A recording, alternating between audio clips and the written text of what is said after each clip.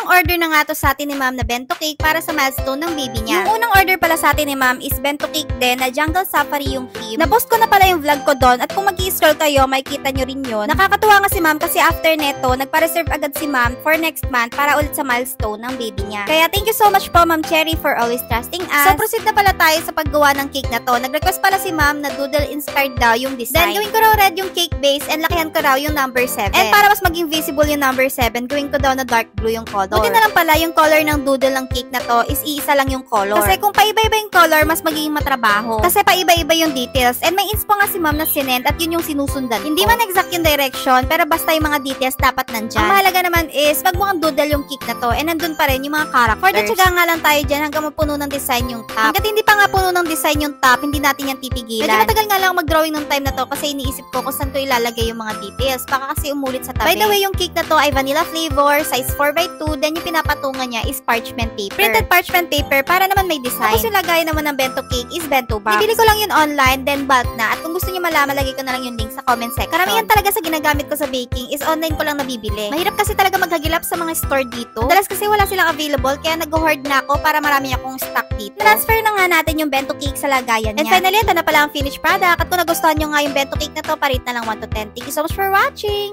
Babush!